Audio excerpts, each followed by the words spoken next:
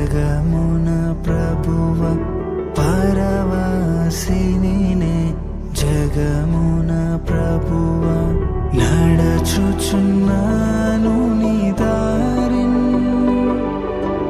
నడచుచున్నాను నీ దారిన్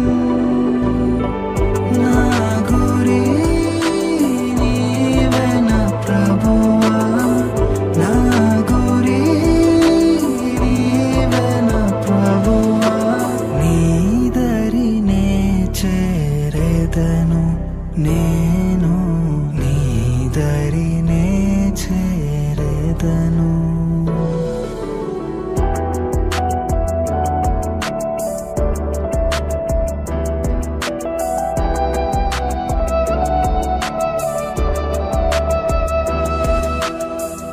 లోకమంతా నాదనించి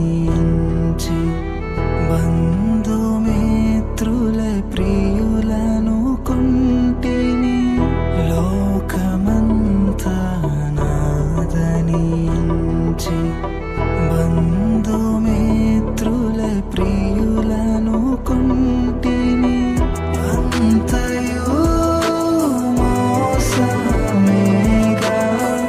అంతయు మోసమేగా వ్యర్థము సర్వమును ఇలలో వ్యర్థము సర్వమును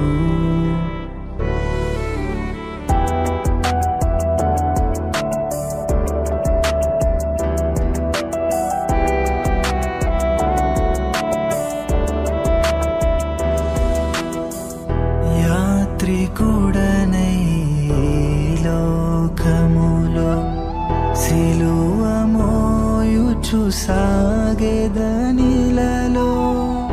యాత్రికుడనై లోకములో సిలువ మోయుచు సాగెదనిలలో అమూల్యమైన ధనముగా అమూల్యమైన ధనముగా పొందితిని యేసు ఇలలో పొందితిని యేసు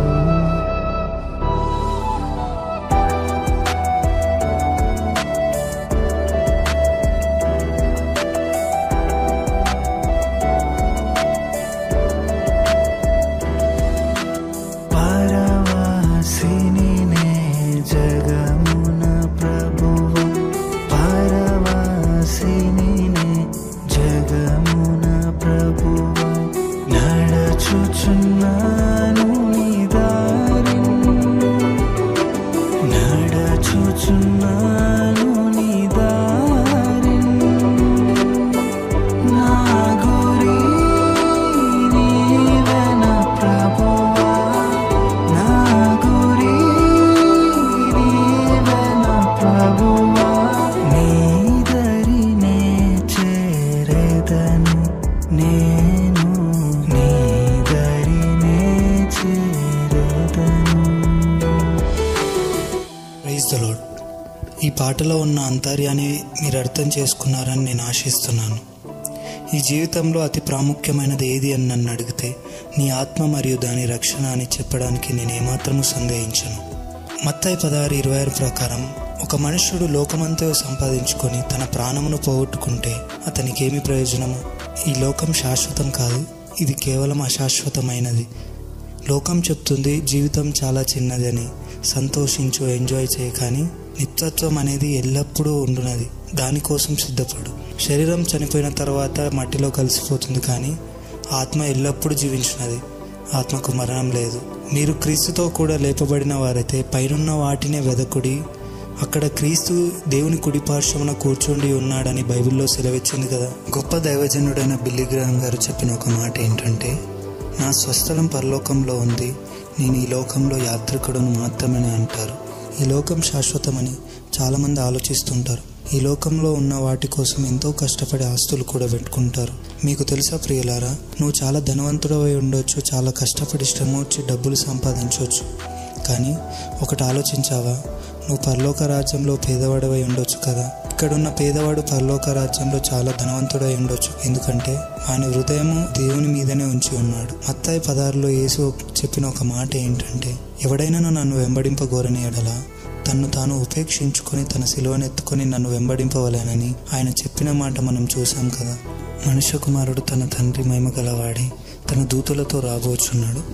జాగ్రత్త వినండి ప్రియులారా, అప్పుడు ఆయన ఎవని క్రియల చొప్పున వాడికి ప్రతిఫలం ఇచ్చును. ఈ విషయాన్ని మీరు సీరియస్గా తీసుకోకపోయినా ఇది దేవుని వాక్యం, ఇది సత్యం. దేవుడు దాన్ని నెరవేరుస్తాడు. ఆయన ఒకరోజు తిరిగి వస్తాడు. ఆయన చెప్పిన విధంగా ఎవడి క్రియల చొప్పున వాడికి ప్రతిఫలం ఇస్తాడు. దయచేసి మరలా ఆలోచించు, నువ్వు ఏ మార్గంలో నివసిస్తున్నావో. మర్చిపోవద్దు ప్రియులారా, ఈ లోకంలో నువ్వు కేవలం యాత్రికుడు మాత్రమే. భూమిపై ఆయన చిత్తం నెరవేరకుండా మరణించవద్దు. ఆమెన్.